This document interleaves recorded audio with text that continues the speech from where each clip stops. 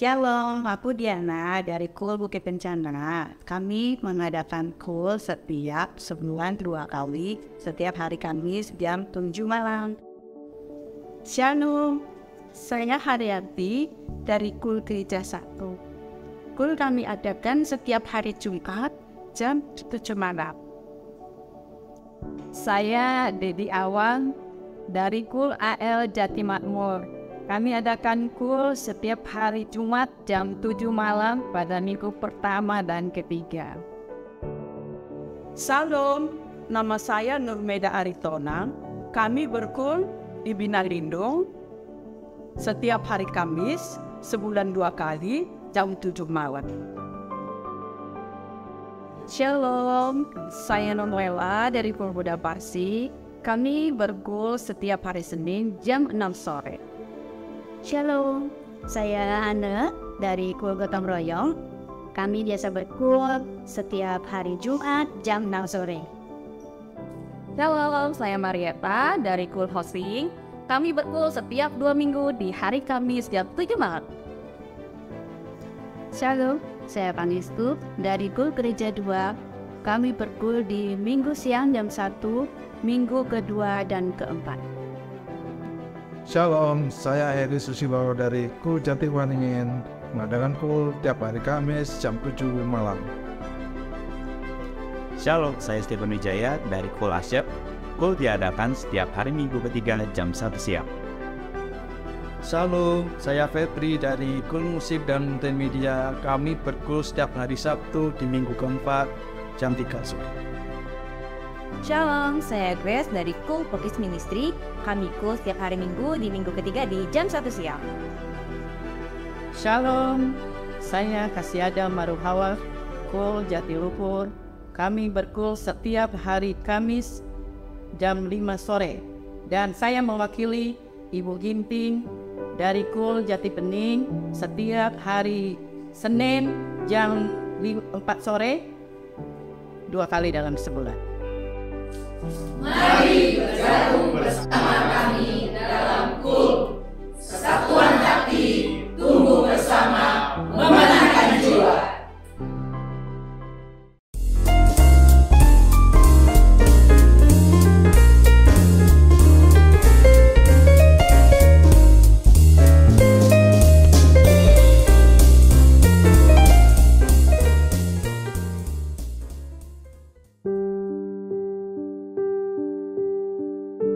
Orang yang duduk dalam lindungan yang maha tinggi dan bermalam dalam naungan yang maha kuasa akan berkata kepada Tuhan, tempat perlindunganku dan kubu pertahananku, Allahku yang kupercayai. Sungguh, dialah yang akan melepaskan engkau dari jerat penangkap burung, dari penyakit sampar yang busuk. Dengan kepaknya, ia akan melindungi engkau, di bawah sayapnya engkau akan berlindung. Kesetiaannya ialah perisai dan pagar tembok. Engkau tak usah takut terhadap kedahsyatan malam, terhadap panah yang terbang di waktu siang, terhadap penyakit sampar yang berjalan di dalam gelap, terhadap penyakit menular yang mengamuk di waktu petang. Walau 1.000 orang rebah di sisimu dan 10.000 di sebelah kananmu, tetapi itu tidak akan menimpamu. Engkau hanya menontonnya dengan matamu sendiri dan melihat pembalasan terhadap orang-orang fasik. Sebab Tuhan ialah tempat perlindunganmu, yang maha tinggi telah kau buat tempat perteduhanmu. Malapetaka tidak akan menimpa kamu, dan tulah tidak akan mendekat kepada kemahmu. Sebab malaikat-malaikatnya akan diperintahkannya kepadamu, untuk menjaga engkau di segala jalanmu. Mereka akan menatang engkau di atas tangannya, supaya kakimu jangan terantuk kepada batu. Singa dan ular tedung akan kau langkahi, engkau akan menginjak anak singa dan ular naga.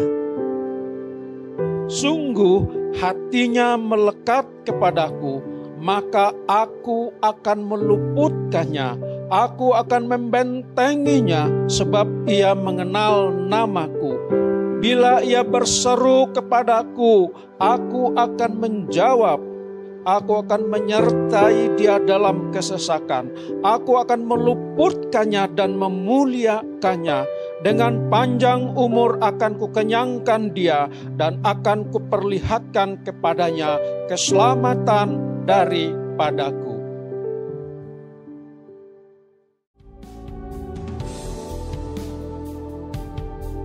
Pentakosta ketiga adalah pencurahan Roh Kudus yang dahsyat di zaman ini melebihi yang terjadi di Azusa Street. Pentakosta ketiga akan mengakibatkan penuaian jiwa yang terbesar dan yang terakhir sebelum Tuhan Yesus datang kembali. Pentakosta ketiga akan membangkitkan generasi Yeremia, yaitu anak-anak muda yang dipenuhi Roh Kudus, cinta mati-matian kepada Tuhan Yesus, tidak kompromi terhadap dosa, dan akan bergerak untuk memenangkan jiwa. Pentakosta ketiga lahir di Indonesia dan bergerak ke bangsa-bangsa. Gerakan ini dari timur ke barat dan akan kembali ke Yerusalem. Pentakosta ketiga akan memberikan kuasa untuk menyelesaikan amanat agung dan setelah itu Tuhan Yesus datang kembali.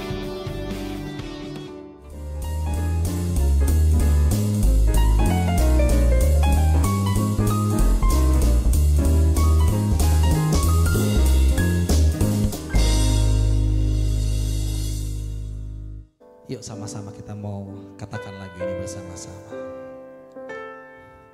Semua karena anugerah-Mu hari ini ada, bukan karena kuatku, namun karena Roh-Mu. Ku bawa hatiku, penyembahanku, ku semakin berkurang, Yesus semakin bertambah.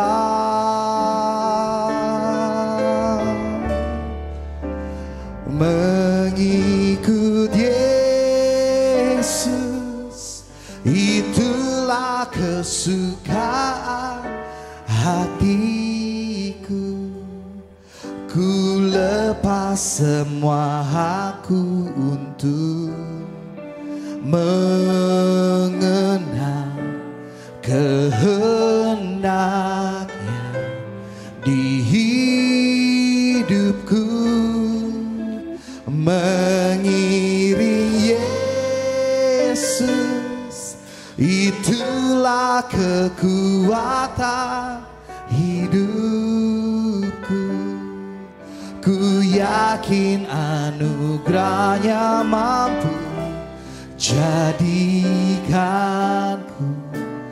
hamba yang berkenan selalu.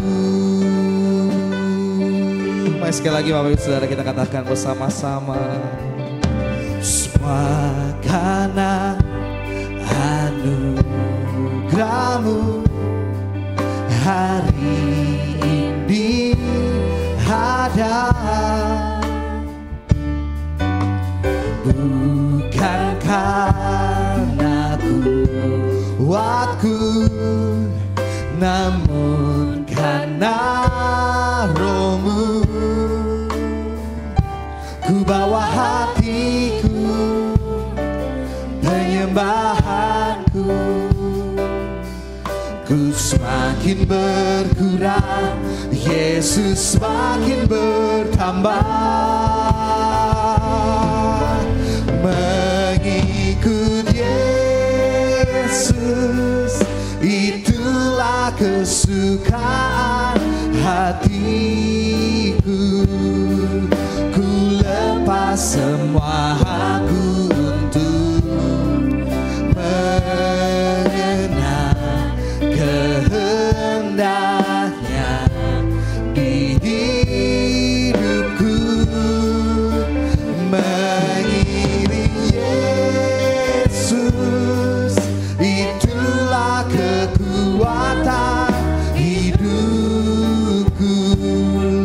Ku yakin anugerah-Mu mampu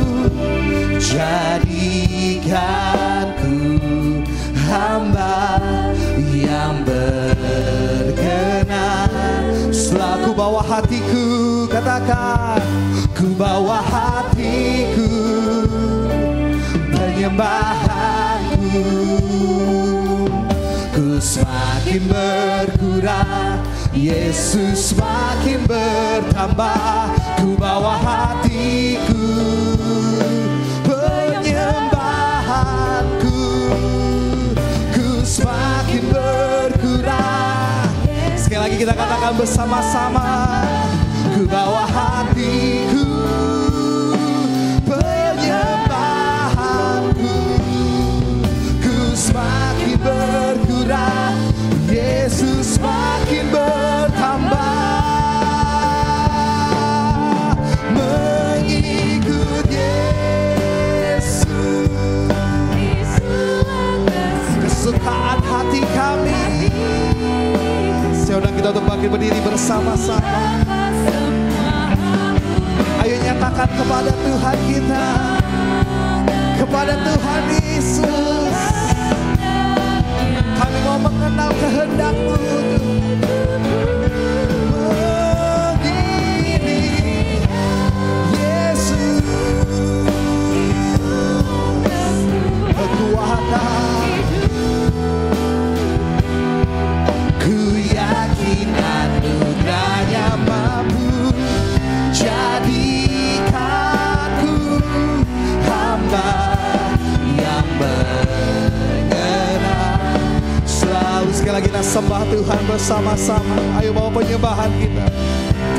Huriana nama, Syanda nama, Huriana nama, Huriana nama, Syanda nama.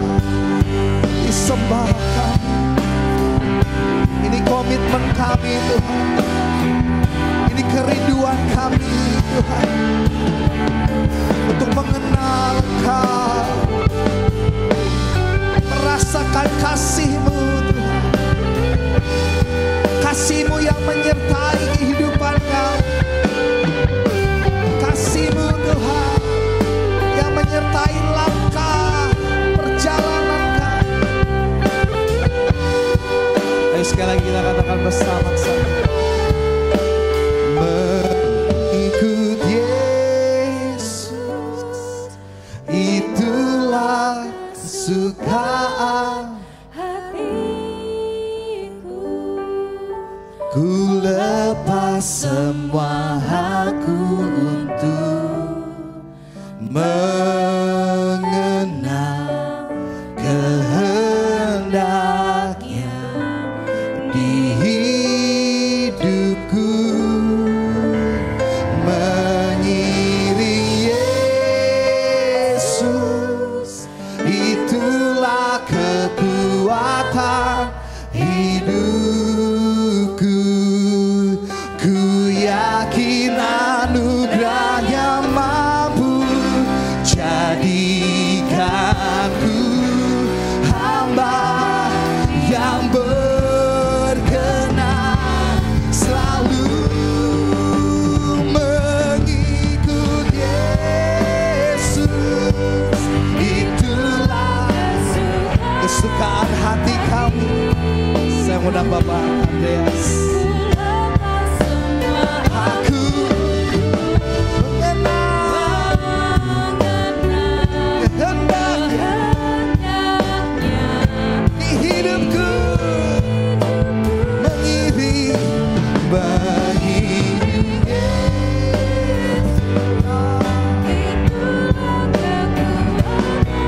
hidupku, ku yakin anugerah-Nya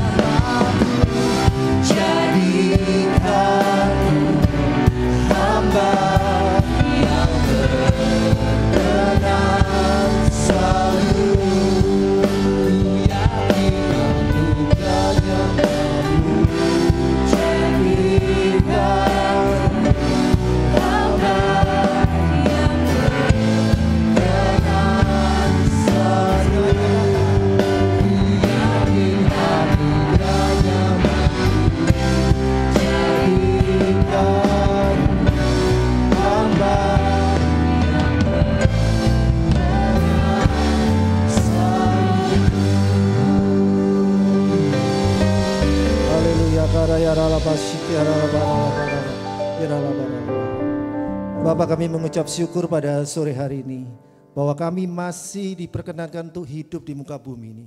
Dan kami yakin kalau Engkau memperkenankan kami tetap hidup di muka bumi, maka hidup kami harus menghasilkan buah. Buah-buah bagi kerajaan-Mu sehingga Engkau ditinggikan dan dimuliakan melalui kehidupan kami. Dan saat Engkau dimuliakan, Engkau akan menarik banyak jiwa-jiwa datang kepada Engkau. Terima kasih sore hari ini Tuhan turut campur tangan di dalam apa yang Engkau perintahkan kepada hamba-Mu untuk disampaikan pada jemaat-Mu pada sore hari ini. Terima kasih urapi Tuhan, nyatakan apa yang menjadi isi hati-Mu. Engkau membuka pikiran sehingga merubah mindset-mindset yang jalan berpikir yang tidak sesuai dengan firman-Mu. Berbicaralah Tuhan, kami siap mendengarkan. Di dalam nama Tuhan Yesus kami mengucap syukur dan berdoa. Amin. Silakan Bapak Ibu untuk kembali. Shalom. Shalom. Tuhan Yesus hebat. Kalau Tuhan Yesus hebat, kita bagaimana? Ya, luar biasa ya. Nanti kita bicara status kita, hubungan kita dengan Tuhan Yesus, dengan Allah itu seperti apa. Tapi sebelumnya saya mengucapkan banyak terima kasih atas undangan dari Ibu Gembala Anda ya, Bu Rachel, dengan pengurus-pengurus jemaat. Terima kasih ya, diberi kesempatan sharing ya, bukan khotbah karena saya bukan pendeta. Tapi beberapa kali saya diminta membagikan ya, ini pengalaman hidup saya dengan beberapa ayat-ayat firman Tuhan sebagai landasannya ya, iman kita. Karena iman itu timbul dari pendengaran apa? Firman Tuhan. Jadi bukan kesaksian ya, terutama firman Tuhan. Oke. Saya boleh turun ya Bu ya ke sini, mau tanya ya. Maaf ya. Ada yang masih muda enggak di sini ya? Ya, boleh nanya ya. Jangan takut ya, jangan malu. Cita-citanya ingin jadi apa? Jadi sukses. Jadi dokter. Wah, tepuk tangan dulu ya. Kalau kamu mimpinya jadi dosen. Jadi dosen, ya. Amin ya. Sekarang kita lihat bagaimana nanti mimpi kita itu bisa terwujud ya. Kita lihat, bisa dibuka itunya, slide. Tolong. Ya, diklik. Kita bicara pada sore hari ini mengenai kasih Bapak. Tapi dari cerita yang mungkin Anda sudah sering dengar di sekolah minggu juga.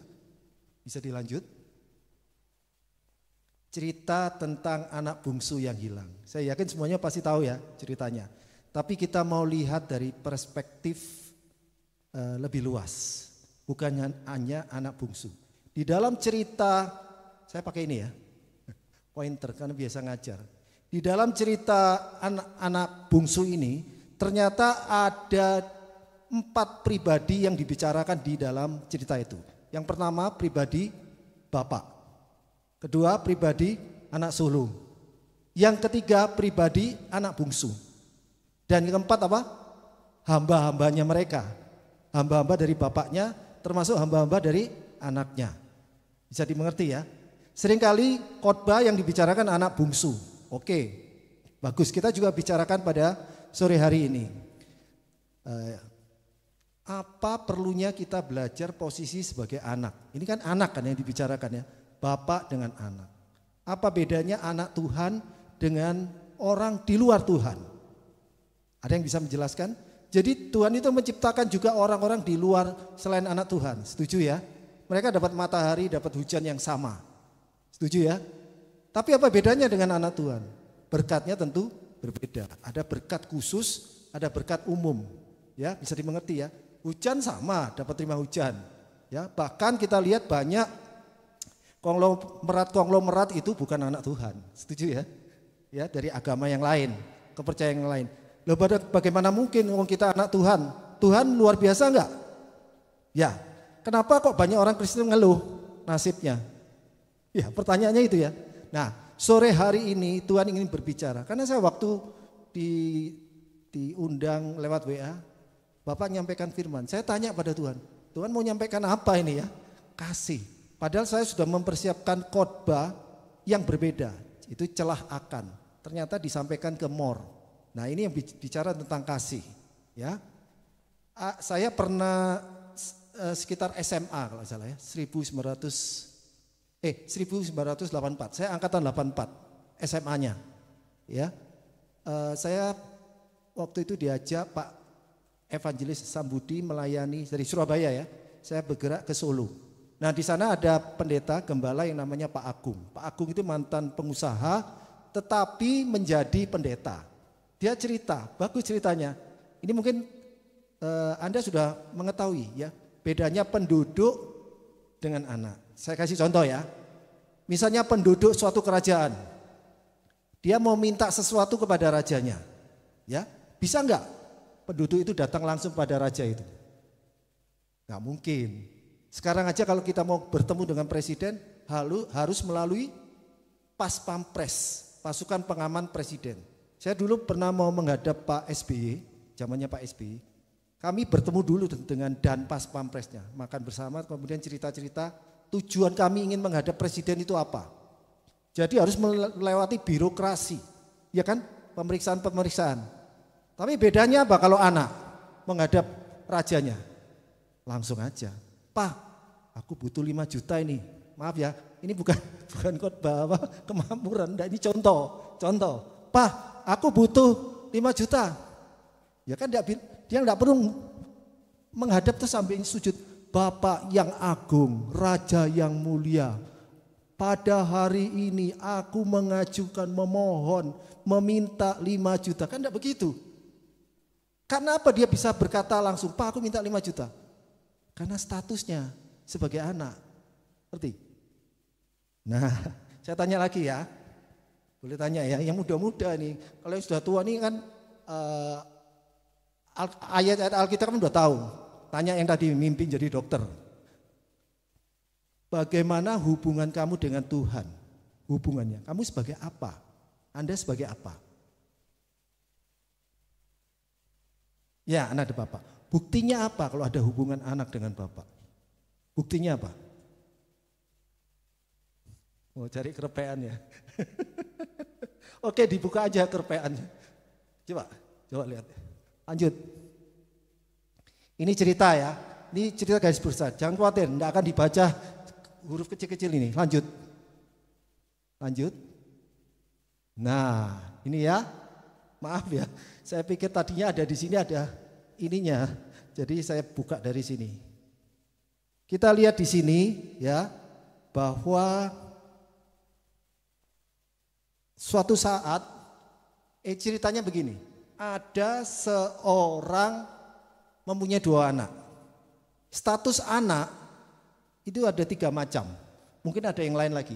Anak kandung, ada definisinya di sini. Lahir dalam atau sebagai akibat kaitan perkawinan yang sah. Ya, dari rahim, dari istri. Ya. Kalau anak tiri dibawa dari pasangan masing-masing, duda atau janda gitu, terus dibawa. Nah, anak yang dibawa pasangannya itu anak tiri. Nah, anak angkat tidak ada hubungannya, tidak ada hubungan darah, diambil dari panti asuhan misalnya, diadopsi dari keluarga yang lain atau familinya. Bisa mengerti ya? Jadi ada perbedaan status antara anak kandung, anak angkat, anak tiri. Kita yang mana statusnya? Buktinya apa anak kandung? Nah, kita baca ya buktinya. Nah, sebentar sebelum dirubah. Jadi di bidang hukum ya, status-status ini menentukan untuk hak warisnya. Nangkep ya? Berbeda anak adopsi, anak angkat, anak kandung dengan anak tiri. Di dalam hukum perdata itu mengatur apa? Masyarakat dengan masyarakat. Itu diatur hak waris anak kandung dilindungi. Misalnya ya, papanya tidak suka sama anak kandungnya. Ternyata dia punya anak adopsi. Dia lebih suka sama anak adopsinya. Saya kasih semua. Tidak bisa.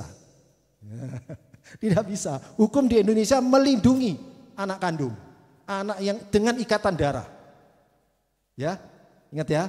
Oke, ingat kata-kata itu. Lanjut. Nah, kita baca ya. Bukti bahwa kita anak kandung. Baca. Saya baca ya. Apa yang dilahirkan dari daging, ini ya, yang kelihatan ini kan daging. Saya ini Lensun, anaknya Lensun, bapak saya sama mama saya. Itu daging yang terlihat ini. Apa yang dilahirkan dari roh huruf besar loh itu. Ya, adalah roh. Maksudnya apa? Yang dilahirkan roh adalah roh. Ya, tahu ya? Roh besar itu roh kudus. Roh Allah kan? Melahirkan siapa? Melahirkan roh kita sekarang ini. Jadi roh yang ada di dalam anak-anak Tuhan adalah anak dilahirkan dari Roh Kudus. Apa yang dilahirkan, makanya statusnya adalah anak kandung. Ya, nangkep? Ya dong, jelas dong. Anak kandung punya hak waris enggak?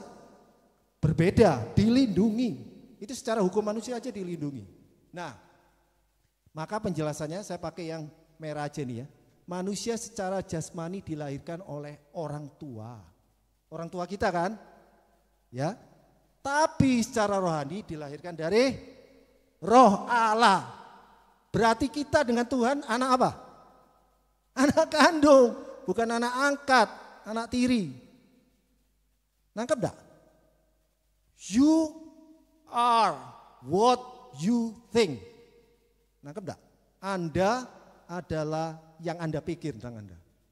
Kalau kita berpikir kita anak kandung, berbeda enggak nantinya? Mindsetnya akan berubah. Nangkep ya? Mindset itu kan jalan berpikir. Jalan berpikir kita itu akan menentukan bagaimana kita akan mengambil keputusan dan bertindak. Setuju ya? Iya dong. Ya, jadi karena kita tahu status kita adalah anak Tuhan, dilahirkan sebagai anak kandung, harusnya cara berpikir kita akan berubah. Apalagi yang berubah? Otoritas. Nangkep dah. Kita punya otoritas. Nah, ini bagus ya. Saya bacakan bahasa Inggrisnya ya. That which is born, ya apa yang dilahirkan of the flesh is flesh. Apa yang dilahirkan dari daging, daging.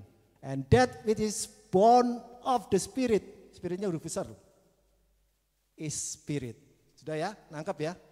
Dasar berpikirnya, dasar hukumnya kita bahwa kita anak kandung Tuhan sudah ada di situ. Tertulis di Alkitab Anda. Jadi jangan ragu lagi, ya. Jangan seperti Hawa. Tahu Hawa? Ya, digoda sama setan. Untuk meragukan apa? Statusnya dia. Dia adalah gambarnya Allah. Jadi kalau kita melihat manusia, itu sebenarnya gambarnya Allah. Jangan dibalik, Allah dibuat seolah-olah seperti manusia.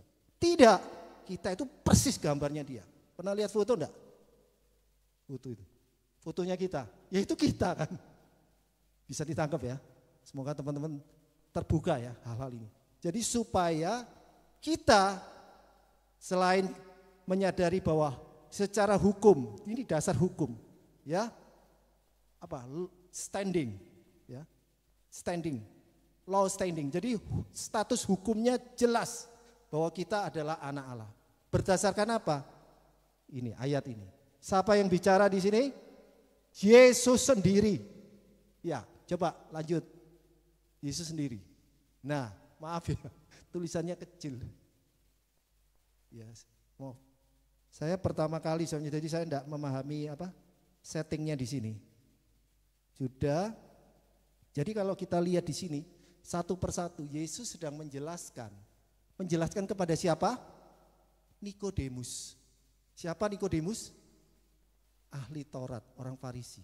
Berarti kalau sekarang kira-kira profesor ya. Profesor, doktor, teologi. Setuju ya? Teologi ya, ngerti kan? Nah, waktu Yesus mengatakan engkau harus dilahirkan kembali. Jadi istilah dilahirkan kembali muncul dari sini.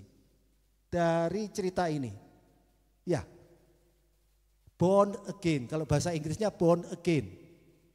Ya, bingung. Siapa namanya? Nikodemus ini bingung. Loh, saya harus masuk ke rahim ibu saya. Jadi Yesus sedang berbicara dengan dimensi yang lain.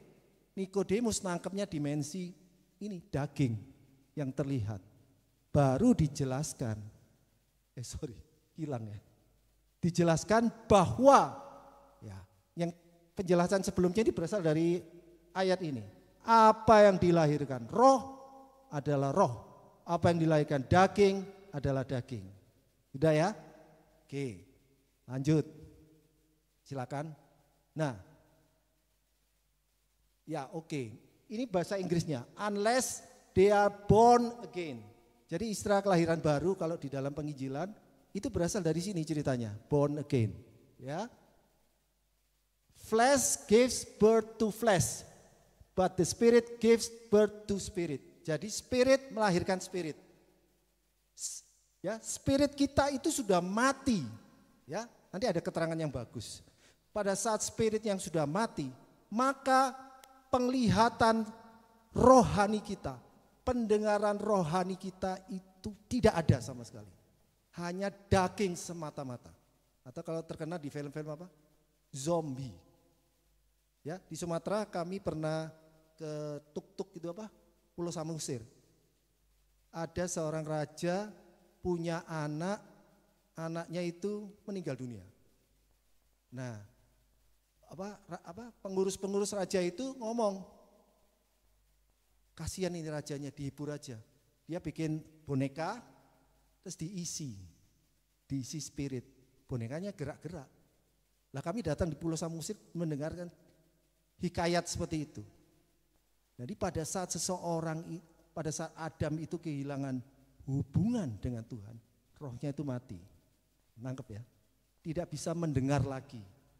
Tidak ada mata untuk melihat, telinga untuk mendengar. Tidak bisa dengar suara daripada penciptanya, bapaknya sebenarnya. Ya, karena dilahirkan dari Tuhan. Rohnya kan berasal dari Tuhan itu sebenarnya. Ya, slide. Ya, ini penegasan. Sebentar ya, saya ke sini dulu.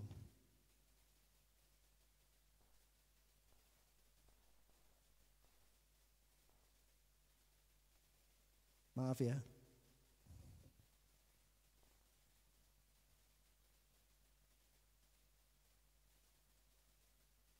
Ini sudah ya, oke lanjut.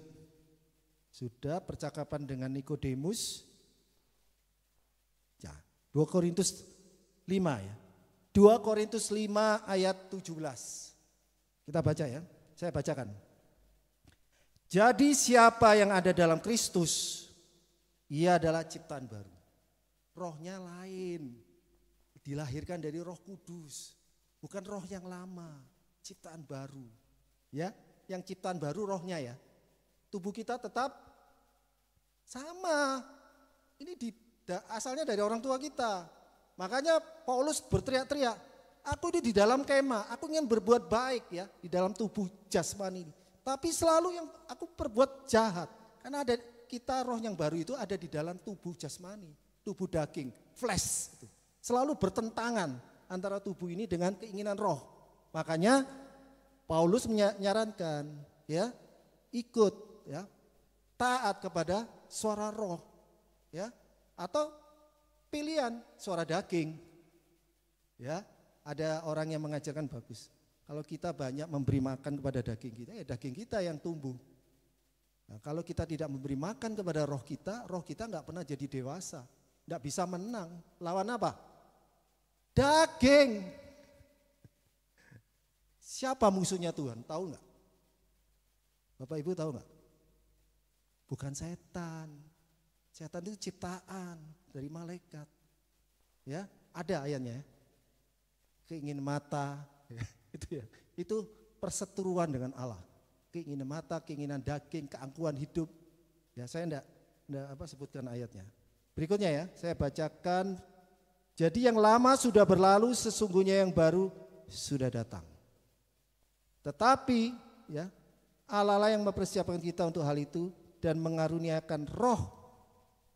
Oh, nanti ini kita lewati dulu, yang bawah dulu ya. Setiap orang yang lahir dari Allah, loh, lahir ya, kan udah diangkat toh. Lahir dari Allah, tidak berbuat dosa lagi. Sebab benih ilahi tetap ada di dalam dia. Dan ia tidak dapat berbuat dosa karena ia lahir dari Allah. Ya, luar biasa enggak? Harusnya Anda itu semangat dulu dengar gini. Loh, saya ini lahir dari Allah. Jadi kalau Tuhan itu luar biasa, kita juga luar biasa dong. Ya, makanya kok ada orang yang ngeluh kok hidupku begini-begini aja. Loh, itu something wrong. Mungkin pengertiannya, ya, mindsetnya yang harus dirubah. Oke, sebentar ya, maaf ya. Sekali lagi mohon maaf ini. Tadinya saya mau bawa Alkitab nih.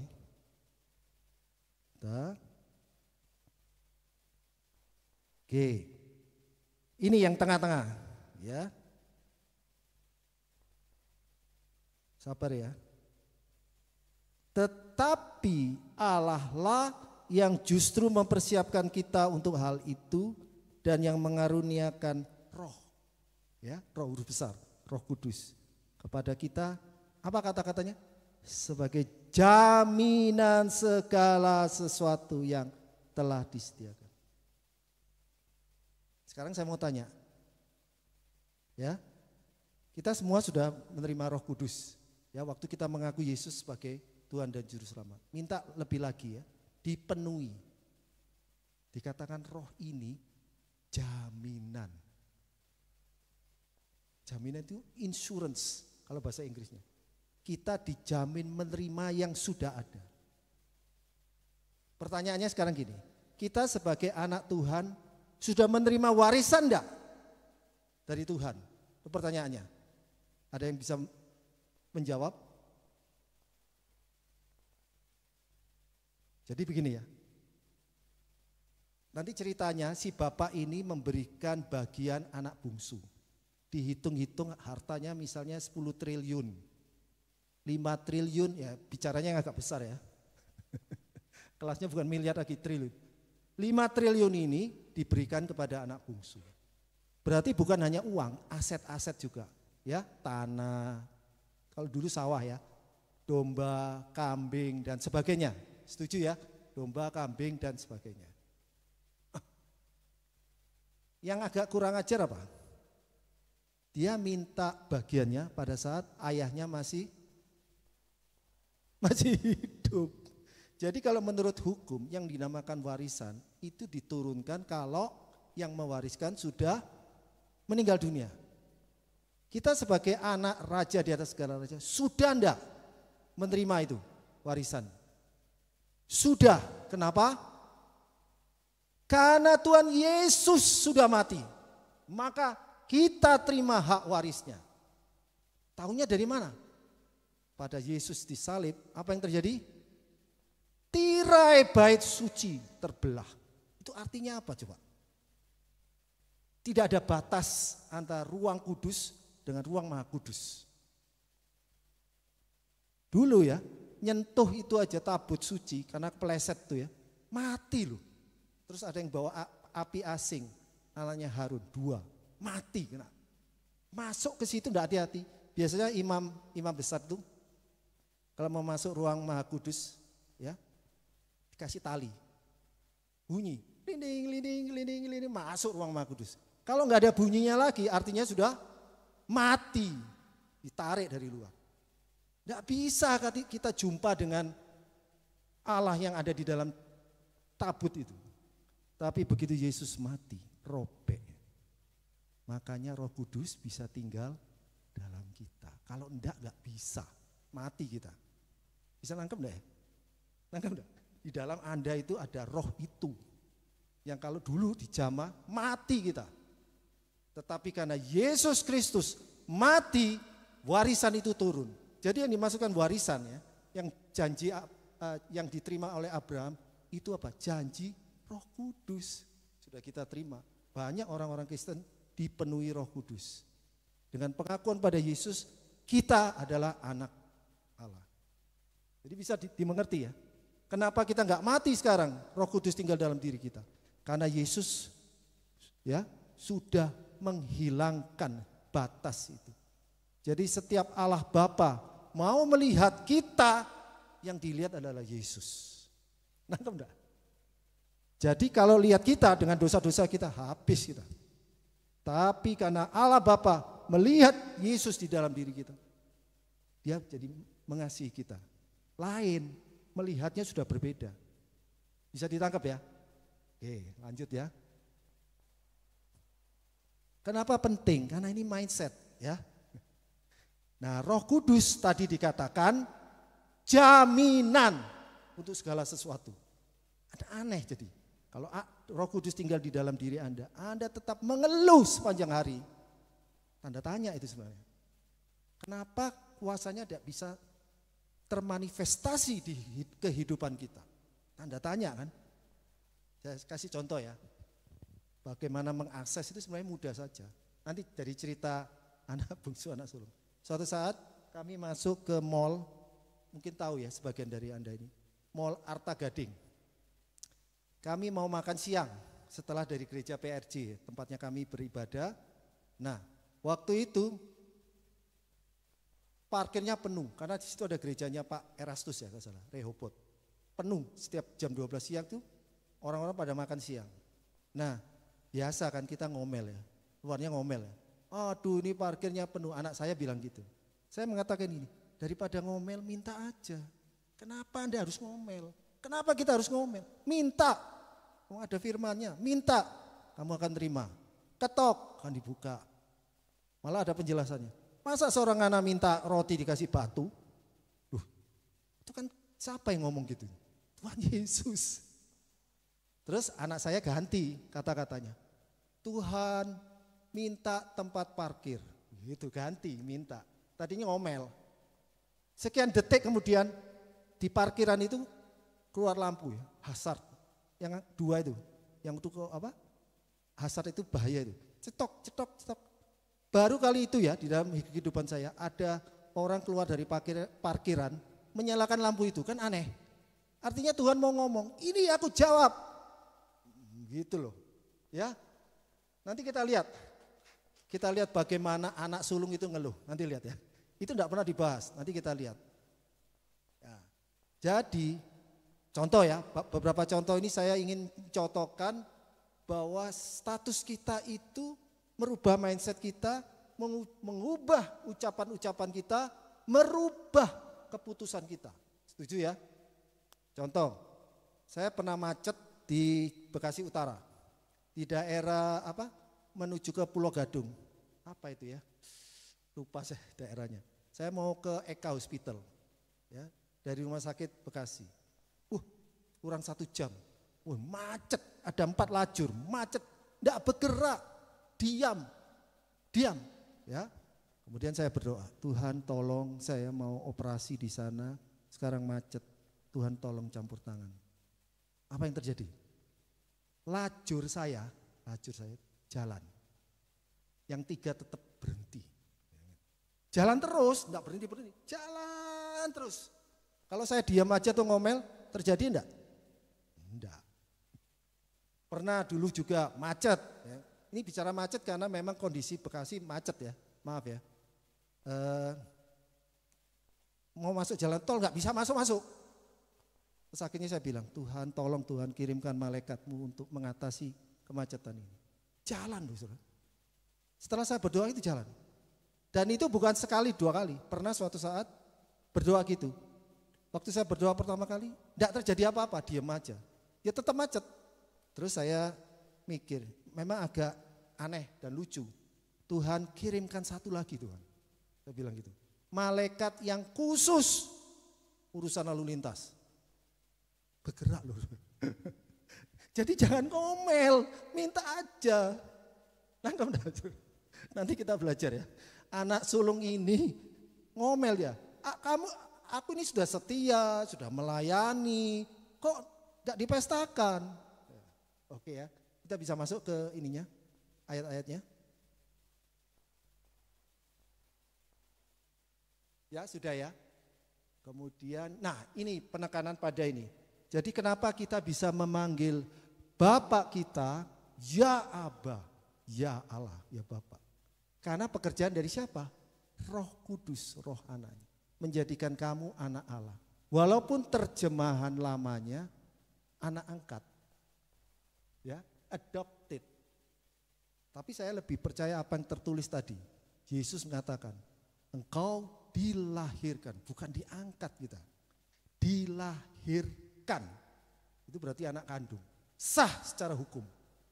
Anda menerima warisannya. Dan Yesus sudah mati. Berarti sah juga yang namanya warisan. Kalau masih hidup namanya hibah. Jadi si bapak ini, waktu dua anak ini datang, si bungsu ini minta. Aneh ya, coba bapaknya enggak ngomel. Perhatikan, Tuhan Yesus mau cerita kepada kita melalui cerita itu. Kan Tuhan Yesus yang cerita. Minta aja, bapak itu baik, suka memberi. Ya gitu kan, itu kan karakter bapak. Karakter bapak itu yang diceritakan sebagai bapak di surga kan. Setuju ya? Bapak di surga dia enggak ngomel-ngomel. Kamu itu bagaimana? Papa masih hidup, kamu sudah minta bagianmu. Ya kan? Tapi yang aneh dikasih juga. Coba pikir. Susah enggak minta kepada Bapak surga? Tidak. Itu cerita itu sudah berbicara sesuatu yang dalam. Artinya apa? Ya, berkat, harta is not the biggest issue. Bukan hal yang terlalu besar bagi Bapak di surga. Kadang-kadang kita ngotot. Bikin apa, maaf ya, 7 rahasia doa dijawab, gitu kan? Ada kan? Ya 7 rahasia, 1, 2, 3, 4. Loh ini tinggal minta aja deh. Karena apa? Dia minta, karena dia statusnya sebagai anak, nangkep ya? Posisinya sebagai anak, maka dia berhak meminta. Ya, oke, lanjut. Nah ini ya. Dibagi akhirnya, misalnya ada 10 miliar, 5 miliar untuk anak bungsu. Harusnya bagiannya habis enggak? Habis dong, sudah dikasihkan ke anaknya. Tahu ya, nanti anaknya tahu diri yang anak bungsu ini. Dia akan melamar, waktu dia bertobat, dia ingin melamar sebagai pegawai saja. Karena dia sudah kehilangan bagiannya dia. Lanjut. Nah, coba perhatikan ya. Dia menjual seluruh bagiannya. Berarti ada bentuk aset kan? Tanah, domba, kambing, dijual. Terus diborosin dengan hidup berfoya-foya. Banyak loh anak Tuhan, ya pada saat bangkrut nyalain Tuhan. Ya seperti, tapi anak bungsu ini enggak loh. Aku nih bangkrut supaya aku kembali kepada Tuhan. Yang bangkrut ini, dia ini siapa? Dirinya sendiri. Tapi banyak ya, orang Kristen berlaku sebagai playing victim, bermain sebagai korban. Ini karena ini padahal keputusannya dia sendiri. Jadi ada satu kesaksian bagus di Solusi. Di dalam cerita itu rumahnya itu disita, ya rumahnya mamanya disita oleh bank. Terus dia berdoa gini, Tuhan, mengapa engkau membiarkan rumah mamaku disita oleh bank? Padahal yang menjaminkan siapa? Ya anaknya itu, supaya dapat hutang. Tapi dia bermain sebagai korban. Ini dirampas oleh bank. Padahal yang mutusin siapa? Ini anak bungsu ini yang menyebabkan melarat itu siapa? Dia sendiri. Nah, ya, jadi orang Kristen hati-hati, jangan menyalahkan Tuhan. Lihat, begitu ini bagus nih. Ya penjelasan ini, ya ia pun mulai melarat, terus mulai, status sebagai anaknya itu hilang, kekayaannya sudah hilang, sehingga dia terpaksa makan makanan babi, kan rendah kan, padahal dia haknya adalah anak raja. Banyak enggak orang Kristen meninggalkan Tuhan, berubah statusnya, ya bapak belur ya. Amburadul gak karuan. Oke. Nah, sesungguhnya tangan ini yang menyebabkan doa itu bisa gak dijawab. Coba ya. Sesungguhnya tangan Tuhan tidak kurang panjang untuk menyelamatkan. Dan pendengarannya tidak kurang tajam untuk mendengar. Tetapi yang merupakan pemisah antara kamu dan Allahmu ialah segala kejahatanmu. Ya. yang membuat dia menyembunyikan diri terhadap kamu sehingga ya tidak mendengar adalah segala dosamu. Jadi anak bungsu ini kalau teriak-teriak minta tolong, kedengaran tidak sama bapaknya? Enggak, bapaknya rumahnya jauh, dia sudah jauh. Kalau begitu kita menjauh dari Tuhan, nasibnya bisa seperti itu. Nangkep ya? Jadi bukan Tuhan tidak mau dengar doa kita loh. Ada jarak. Apa yang membuat jarak? Dosa. Ya. Waktu Allah itu berjalan-jalan di Taman Eden, dia memanggil, Adam, Adam, di mana engkau? Masa Allah nggak tahu sih Adam di mana? Terjadi jarak. Itu jeritan dulu. Ceritanya Allah Tuhan kehilangan apa? Kehilangan hubungan dengan Adam sejak dosa masuk. Ya, karena perbuatan ketidaktaatan. Jadi ketidaktaatan itu adalah dosa. Adam apa yang dilakukan? Bersembunyi, takut. Nanti kita lihat bahwa Allah itu sebenarnya kalau mau beristirahat, cara Tuhan beristirahat tahu enggak? Bergaul dengan manusia. Rest setelah hari ke-7, dia nanti kita lihat Tuhan Yesus juga karakternya seperti gitu. Ya, duduk ya, Maria duduk gitu ngobrol, itu yang disukai Tuhan. Kita duduk di kakinya, dengerin dia ngomong. Kalau kita lebih senang sibuk. Ya, oke. Slide. Lanjut ya. Sidang ilahi. Nah, ini menjelaskan kenapa saya masukkan di sini sidang ilahi. Sering orang Kristen itu bertanya, "Why Lord? Kenapa Tuhan ini terjadi padaku?" Ya kan? Sering kan? Aku sudah berdoa puasa, ingat ya, di dunia roh ada yang namanya sidang ilahi. Ada ayat-ayatnya ya. Coba ya, perhatikan ya. 1 Petrus 5 ayat 8 ya, terjemahan baru.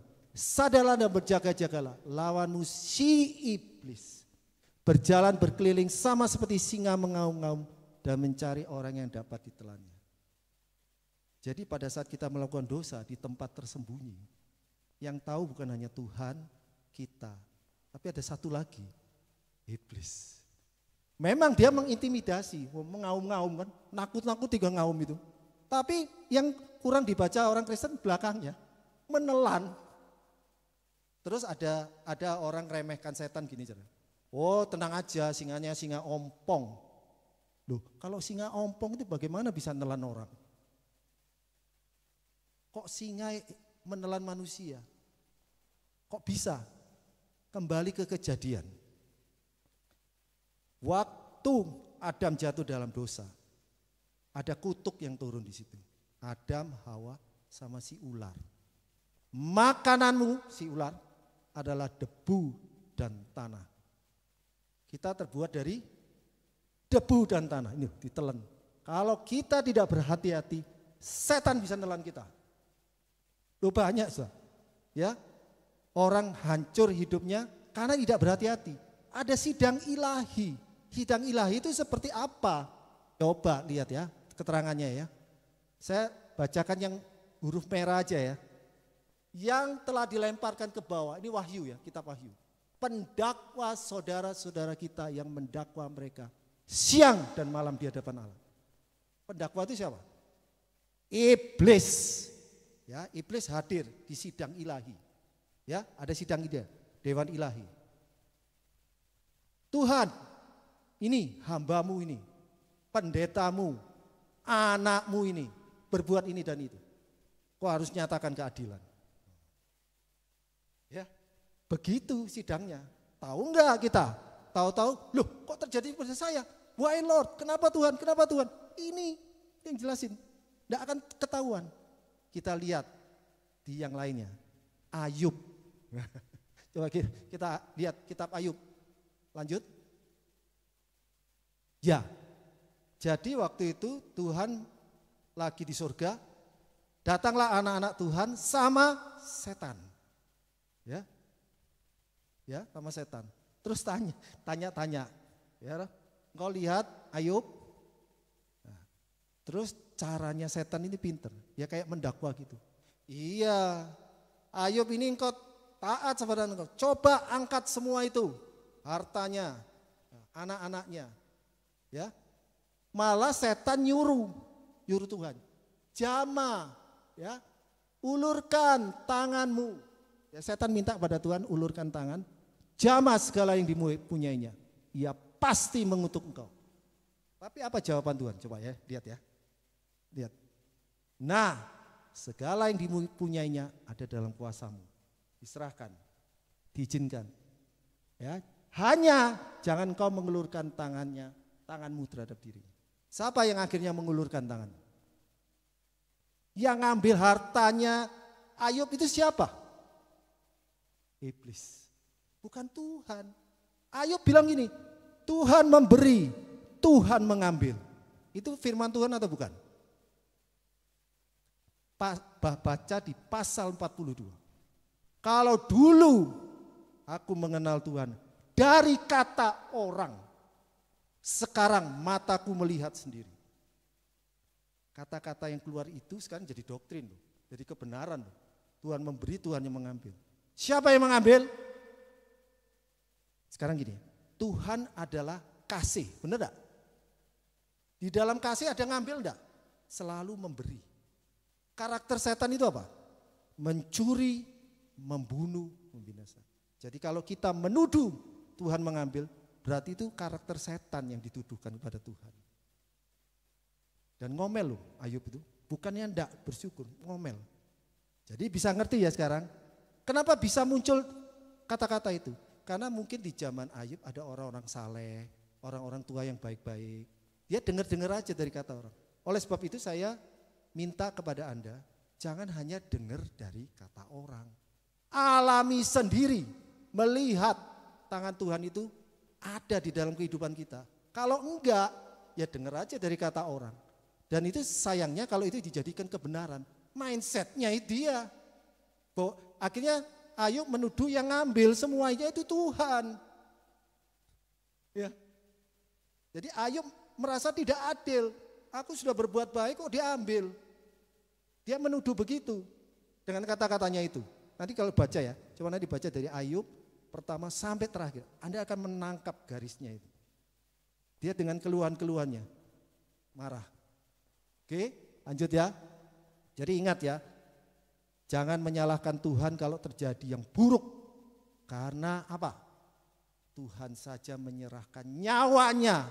Masa dia mau ngambil barang-barang kita? Aneh itu ya. Tak tahu, saya tidak mengerti. Banyak yang nakut-nakuti gitu. Maaf ya. Banyak. Ada khotbah-khotbah yang nakut. Kamu mau bangkrut. Kamu mau masuk ICU. Seolah-olah Tuhan itu seperti itu. Membangkrutkan kita supaya kembali kepada Tuhan. Buktinya apa anak sulung itu? Siapa yang bangkrutkan? Dia sendiri. Oke lanjut ya. Maaf ya agak keras ya. Kayaknya jadi tegang semua ya. Maaf, saya ingin supaya ini menjadi landasan berpikir kita. Karena itu menentukan langkah-langkah kita, keputusan kita. Jalan berpikir mindset kita itu menentukan. Menentukan apa? Nasib kita. Berikutnya, ya. Nah, akhirnya dia sadar, terus dia kembali. Jalan satu-satunya dalam keadaan keterpurukan apapun kondisi Anda, balik aja. Kembali kepada Bapak. Bapak ampuni aku, pulihkan aku. Bapaknya itu waktu datang dari jauh udah lari. Kok bisa begitu? Artinya apa? Bapak itu nunggu anaknya pulang. Itu loh hati Bapak. Ya, dari jauh dia lihat, anaknya datang. Hatinya tergerak belas kasihan. Artinya bapaknya nunggu-nunggu kapan anaknya kembali. Begitu anaknya kembali, senangnya luar biasa. Terus apakah bapaknya ngomong gini, kamu kan sudah menghabiskan hartamu, sudah kamu tidak layak tinggal di sini. Enggak, langsung dipeluk. Padahal baunya kandang babi, dipeluk loh. Itu kasih bapak itu kayak gitu, ya. Apalagi yang dilakukan? Dikasih baju, jubah, dipulihkan, bahkan otoritasnya dikembalikan sebagai anak. Luar biasa enggak bapak ini? Itu Bapak kita loh, ini Tuhan Yesus loh yang cerita. Bukan saya hanya sharing aja. Nyampaikan, cuma dikasih tekanan-tekanan gitu ya. Semoga Bapak-bapak, Ibu-ibu enggak tegang. Supaya berubah. Pandangan kita terhadap Bapak kita itu harus berubah. Nanti kita akan kecewa meninggalkan Tuhan. Aku sudah ikut Tuhan, hidupku enggak berubah-berubah. Karena mindsetnya. Anda pikir Tuhan yang menyebabkan semua itu. Tuhan enggak punya karakter begitu. Anaknya saja yang paling berharga. Diberikan, untuk apa diambil berkat-berkat itu dari Anda? Iya kan? Anaknya aja dikasihkan. Berarti yang paling berharga kan nyawa. Oke, slide. Ya. Nah, sudah ya, selesai ya. Anak bungsu dipulihkan. Kita bicara pribadi berikutnya. Anak sulung ngomel. Loh, anak bungsu datang sudah ngabisi bagiannya, harusnya nggak ada bagian dong. Loh, logik gitu. Secara hukum dia sudah dapat hibah separuh. Jadi separuhnya adalah punyaku dong, anak sulung.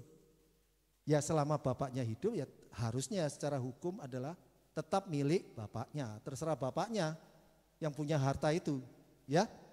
Oke. Nah, marah. Ya, enggak mau masuk. Coba ya baca. Kita baca satu persatu ya. Mohon maaf ini ya. Telah bertahun-tahun aku melayani Bapak. Bayangin loh. Setia enggak itu? Bertahun-tahun melayani Bapak. Punya jiwa hamba, pelayan Tuhan ya mestinya ini. Ini golongan kayak pelayan Tuhan ya, jenisnya ini. Kalau lihat. Ya. Berikutnya. Belum pernah aku melanggar perintah Bapak. Loh, hebat enggak coba? Ini rohaninya luar biasa karakternya, reputasi rohaninya ya. Spiritual stature-nya pasti tinggi. Ya, status rohaninya tinggi. Enggak pernah melanggar perintah Tuhan, setia melayani. Tapi apa kata-katanya? Tapi kepadaku belum pernah Bapak memberikan seekor anak kambing untuk bersuka cita dengan sahabat-sahabat. Bayangin. Dia berpikir, saya bisa ya mensiratkan apa yang mau diwakilkan oleh anak sulungnya. Dia berpikir, aku udah ngelayani, aku sudah setia. Ya Bapak itu ngerti gitu loh. Pestakan dong, ya kan? Pestakan, ya makan-makanlah dengan teman-temannya. Kok ini anak bungsu datang sudah habisi hartanya? Loh, kok itu yang dipestakan? Ya itu kan biasa. Terjadi enggak di dalam gereja? Bisa. Ya enggak? Loh, orang enggak pernah melayani kok malah diberkati. Sering enggak itu? Kadang pelayan Tuhan itu bertanya-tanya loh. Iya, saya bisa memahami. Ya, oke lanjut. Ya, ini contoh ini mirip dengan Marta dan Maria. Ini bagus. Ini yang cerita juga Tuhan Yesus. Ya. Tuhan Yesus mengatakan gini. Jadi Marta ini mencoba istilahnya mempesona. Tuhan, lihat loh aku nih. Aku kan rajin melayani. Perlu enggak pelayan-pelayan Tuhan? Perlu. Ya, nyediain makan, nyediain pelayanan-pelayanan kayak gini. Perlu enggak? Perlu. Ya. Kemudian marah. Yang anehnya marah gitu. Enak aja itu adikku. Duduk-duduk aja. Suruh dong. Malah marah. Nah, kata-kata Yesus ini yang harus kita pegang. Coba ya.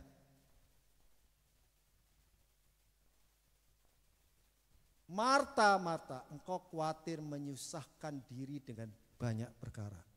Ya. Tapi hanya satu saja yang perlu. Maria telah memilih bagian yang terbaik. Apa bagian yang terbaik yang dipilih Maria? Itu yang perlu kita lakukan. Di atasnya. Ya. Maria ini duduk dekat kaki Tuhan yang warna merah. Dan terus mendengarkan perkataannya. Itu yang Tuhan inginkan. Kita harus lebih banyak duduk di kaki Tuhan mendengarkan perkataannya. Banyak kita lebih banyak aktivitas daripada berdoa kadang-kadang. Ya, terlalu sibuk pelayanan akhirnya enggak berdoa lagi. Padahal untuk memulai sesuatu yang baru, misalnya mau bangun ini, harusnya kita duduk dulu. Tuhan mau apa? Ya, banyak ada orang bersaksi. Dia mau buka restoran di daerah Kemang atau Menteng, 2,5 M investasinya. Nah, waktu mau dibuka kena gusur. Terus keluarlah kesaksian. Oh hebat, dia tetap memuji Tuhan dan sebagainya walaupun kena gusur. Saya yakin kalau dia mau diam dulu, tanya kepada Tuhan, bisa enggak aku lanjut bisnis ini? Itu. Jadi kesaksian itu tidak mempermuliakan Tuhan. Karena dia dirugikan 2,5 M. Masa kan Bapak itu mau biarkan anaknya rugi 2,5 miliar? Tidak. Cara Tuhan mendidik tidak begitu. Masalahnya tidak mau duduk dulu, tanya. Tuhan, aku mau berbisnis. Jadi ada seorang bisnismen di Amerika, dia bilang, saya tidak pernah rugi sesen pun. Karena setiap saya mau transaksi, saya tanya Tuhan dulu. Tuhan, bisa enggak? Tidak, stop. Penipuan kadang-kadang di balik itu. Pernah ada seorang hamba Tuhan, pendeta dulu kerja di banker, sebagai banker, Pak Leonardo. Ya, Leonardo Samsuri cerita, dia kerja di banker, kebetulan ada pengusaha mau mengajukan kredit. Dia ke kantornya, datang, ingin menyelidiki. Sebagai kreditor yang akan memberikan kredit, lihat dulu dong orangnya. Wih, ada musik rohani. Musiknya di kantor direkturnya itu rohani. Di depan ada Alkitab. Waduh, wah hebat ini. Ya. Terus dia perjuangkan Pak Leonardo. Segera golkan. Orang ini dahsyat luar biasa. Orang Kristen. Terus suatu saat setelah digolkan diajak makan. Ayo Pak makan Pak. Aduh maaf Pak Pendeta. Bukan Pak Pendeta, waktu itu masih kerja di Citibank. Maaf Pak, saya lagi puasa. Wih. Ya. Kredit turun. Kreditnya turun. Apa yang terjadi? Orangnya lari. Ya. Harus tanya kepada Tuhan. Duduk diam. Harus banyak duduk diam, dengarkan dulu apa yang Tuhan mau. Di Ulangan 28. Kalau kamu baik-baik mendengarkan suaraku. Oh, janji berkatnya. Iya kan? Itu suara dong. Mendengar suaraku. Ya suaraku ya termasuk firman Tuhan ini. Ya, berkat ini akan datang kepadamu. Diberkatilah engkau ini. Diberkatilah engkau. Dengarkan dulu apa yang Tuhan mau. Jangan melangkah dulu terus dibalik. Tuhan berkati apa yang aku lakukan. Banyak orang Kristen gitu. Loh, kok Tuhan tidak jawab doa aku? Aku sudah berdoa. Ya, kamu mendahului dulu. Ya, misalnya mencari jodoh, mendahului dulu. Beda iman, ya pindah akhirnya. Ya, pindah agama akhirnya. Pindah keyakinan. Ya salah melangkah. Kadang-kadang juga karena tidak mau duduk diam dulu, nunggu, sabar. Oke, lanjut ya. Saya cari rumah juga gitu. Sudah kepepet, anak saya kan harus masuk sekolah. Saya bilang, Tuhan, ini kalau saya belum dapat rumah, nanti anak saya itu sekolah di mana kan nggak tahu. Kan ngikuti di mana rumah kita berada kan. Tuhan itu bicara loh. Saya baca Kompas, jadi bukan suara audible, impresi kemudian. Diskon ini, datang. Saya telepon istri saya waktu itu di Surabaya. Datang langsung transaksi. Karena dituntun. Sekarang di Bekasi itu Bu, sekarang sudah diambil alih oleh ASG, Agung Sedayu Group. Pemiliknya PIK itu. Naik itu harga-harga. Padahal itu jelek itu sebenarnya. Kondisi apa maksudnya lingkungannya tidak bagus. Tapi karena kita mau tanya kepada Tuhan. Cari jodoh juga nanya saya. 4 tahun baru dapat. Nunggu saya. Tuhan carikan jodoh untuk aku. Tapi saya minta yang ini, boleh kan? 4 tahun baru jadi. Saya mau sekolah, mau apa, tanya. Mau masuk tentara itu saya tanya. Begitu saya tanya, seorang hamba Tuhan ya dari NTT, melihat di dalam penglihatannya. Saya memakai pangkat, ada bintangnya. Tahun 92. 31 tahun kemudian, ya 2023 saya naik pangkat brigjen. Terbukti, ya pangkatnya jenderal. Lanjut. Ada yang sudah ngasih tanda ini. Masih lihat jam, sudah jam 7 ya Bu. Tolong saya Yaitu yang tadi saya bilang sama Bu Gembala. Kalau saya sudah ngomong kadang-kadang lupa waktu. Nah, ini loh kata-kata yang penting kepada anak sulung ini. Ini penting. Anakku, engkau selalu bersama-sama dengan aku. Apapun kepunyaanku, punyamu. Ya. Apa yang harus dilakukan anak bungsu sulung ini harusnya? Bilang aja sama hamba-hambanya, siapkan untuk makan teman-temanku. Begitu saja. Tapi dia berpikir keliru tentang bapak ini. Harus menunjukkan aku ini orang yang setia, yang rajin melayani. Jadi saya mohon kepada pelayan-pelayan Tuhan di sini, tidak perlu mempesona Tuhan dengan pelayananmu. Ya, karena apapun milik Tuhan itu milikmu. Kenapa kita melayani Tuhan? Karena kita sudah mendapat keselamatan, diberkati, maka kita melayani. Jadi jangan mengharapkan balasan dari pelayanan itu. Itu sebagai ucapan syukur karena kita sudah diselamatkan, kita sudah diberkati, maka kita melayani. Jangan dibalik. Ya, carilah dahulu kerajaan Allah dengan segala kebenarannya. Dipikir ini aja, sibuk aja. Tidak. Di situ justru ditekankan, cari kerajaan Allah dan kebenarannya. Kerajaan Allah itu bicara apa? Bukan bicara makan, minum, pakaian, tapi bicara apa? Kebenaran, damai sejahtera, sukacita. Ya Bu. Itu yang dicari. Oke, lanjut ya, karena waktu. Ya. Ini nih, maaf, yang paling bawah ini kita tahu hati Bapak. Karena adikmu telah mati menjadi hidup kembali, ia telah hilang. Ini hatinya Bapak. Jiwa-jiwa yang terhilang. Jadi di kekristenan, the biggest issue is this. Ini, ya, jiwa-jiwa yang terhilang. Berkat, harta, keuangan is not the biggest issue. Bukan hal yang utama di dalam kerajaan surga.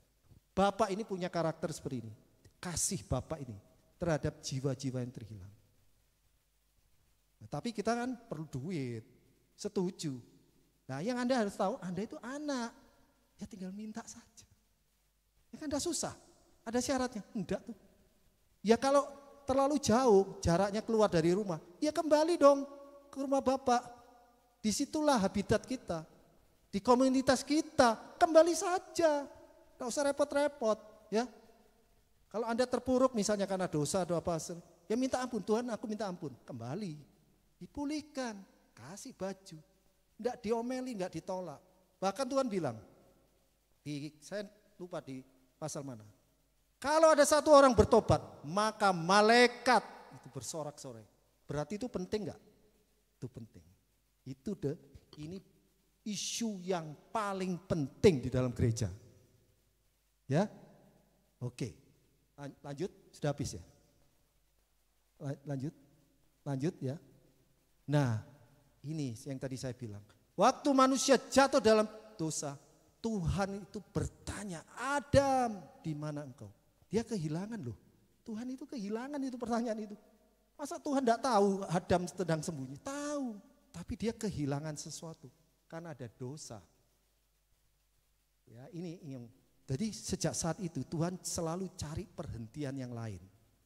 Kan Adam sudah gagal. Melalui apa? Abraham, Ishak, Yakub, bangsa Israel. Tuhan mau berhenti di situ. Di kemah suci kan? Di tabut suci mau bertahta dia. Dia ingin tinggal di antara manusia. Ya, dan yang lebih hebat, sekarang dia tinggal di dalam tubuh kita. Bayangin. Hah? Dahsyat enggak? Allah yang besar itu ada di dalam tubuh kita. Tuh. Ya, maaf ya, terlalu mentak-mentak ya mungkin. Oke, lanjut. Ya, bukankah tubuhmu adalah bait suci? Ya, tempat roh Allah berdiam. Tuhan itu suka loh sama manusia. Percaya enggak? Suka. Lanjut. Ini buktinya kalau Tuhan suka. Ini sebenarnya tujuannya. Tuhan, ini ada anak-anak sih ya.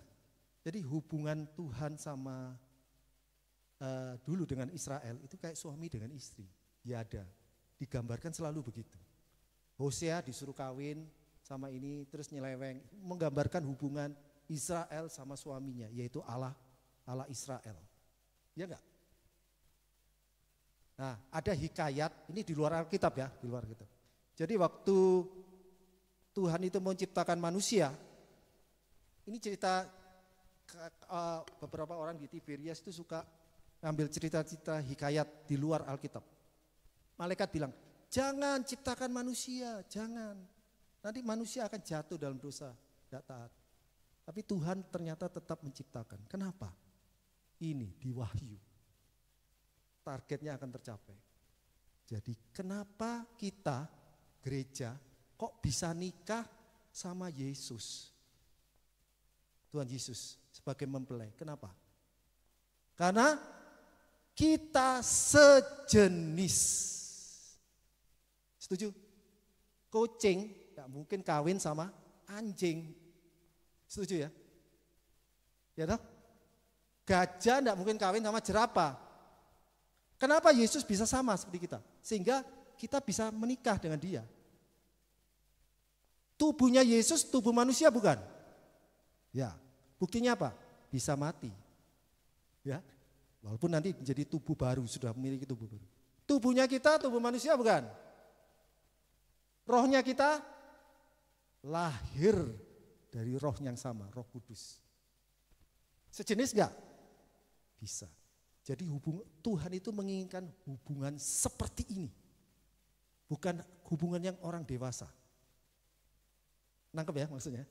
Ya ini yang bisa nikah kan orang dewasa. Setuju ya? Dewasa rohani maksudnya.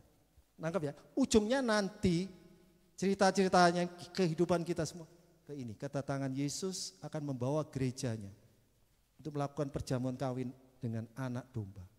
Karena waktu Yesus datang di muka bumi, dia mengatakan gini, anak manusia datang ke bumi ini, tapi tidak bisa meletakkan kepalanya. Ya, setuju ya? Nah, nanti kepalanya ini, dia akan meletakkan di atas gereja. Jadi Yesus Kristus adalah kepala gereja, kita semua adalah tubuhnya. Puji Tuhan ya, ini slide terakhir. Saya berharap apa yang sudah disampaikan ini, apa yang menjadi isi hati Tuhan, dimengerti kepada Bapak Ibu, jangan lagi tidak tahu. Kan sudah disampaikan. Berubah dong mindsetnya, cara berpikirnya berbeda. Anda itu anak yang nanti harus bertumbuh menjadi dewasa, menjadi mempelai Kristus. Gitu. Jadi kelihatannya Allah itu gagal, sepertinya gagal di penciptaan karena manusia jatuh dalam dosa. Tapi sebenarnya enggak.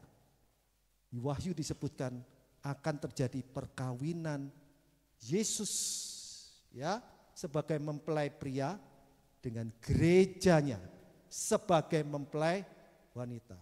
Kalau ibu-ibu ini lebih gampang memahami jadi mempelai wanita. Kalau saya kan susah bayangin. Saya kan laki-laki, tapi ini secara spiritual. Ya, kan berubah tubuh kita. Hubungan sebenarnya Tuhan menghendaki kita itu memiliki hubungan seperti itu, suami istri.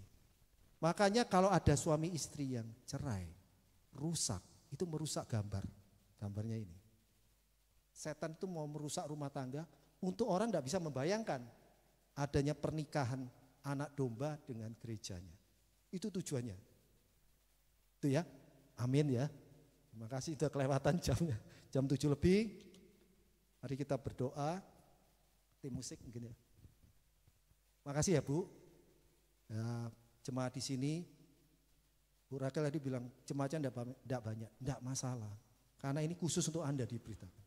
Saya tanya soalnya, Tuhan mau disampaikan apa kepada jemaat yang sore hari ini? Ini pesan khusus, jadi enggak saya cari-cari. Oh Tuhan ngomong gini, ya buat lakukan. Ya, oke. Kita berdoa. Bapak, kami mengucap syukur untuk firman-Mu yang sudah disampaikan. Kami percaya dasar iman kami ini berdasarkan dasar yang teguh. Karena iman kami berasal dari pendengaran akan firman Tuhan. Firman Tuhan yang tertulis di Alkitab. Bahwa kami dilahirkan dari Roh Allah. Oleh sebab itu status kami adalah anak kandung Bapa. Bapa di surga, sehingga kami memperoleh kembali otoritas yang pernah Engkau berikan kepada Adam dan Hawa. Adam yang pertama. Adam yang kedua yaitu Yesus Kristus sudah memulihkan kami sehingga kami mengalami kelahiran kembali. Dan status kami sudah dipulihkan. Oleh sebab itu kami tidak mau lagi diperdaya, dibohongi, ditipu oleh si jahat. Karena kami tahu kami adalah anak-anak-Mu dan akan bertumbuh menjadi mempelai-Mu. Terima kasih Tuhan. Kami berdoa untuk setiap pengurus di sini, Bu Rachel, Bu Raquel dan pengurus jemaat di sini, pelayan-pelayan Tuhan berkati. Tuhan nyatakan bahwa Roh Kudus adalah jaminan untuk segala sesuatu yang disediakan. Kami tahu Tuhan apa yang menjadi pergumulan jemaat-Mu juga, Tuhan jawab Tuhan. Pada malam hari ini mereka yakin tahu bahwa mereka adalah anak-anak Allah sendiri. Terima kasih Tuhan, kami serahkan semuanya ke dalam tangan-Mu. Hanya di dalam satu nama kami sudah berdoa dan mengucap syukur. Amin. Saya kembalikan. Puji nama Tuhan Bapak Ibu Saudara. Kita akan masuk dalam penutupan kita bersama-sama. Saya undang Ibu Gembala.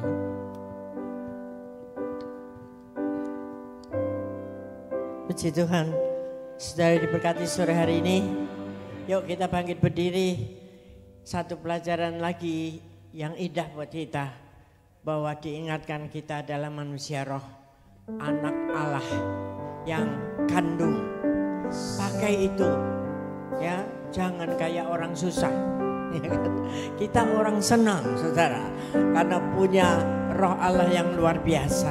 Secara daging lepaskan. Kita hidup dalam roh lebih lagi. Bapak, ini saya bingung. Namanya panjang sekali.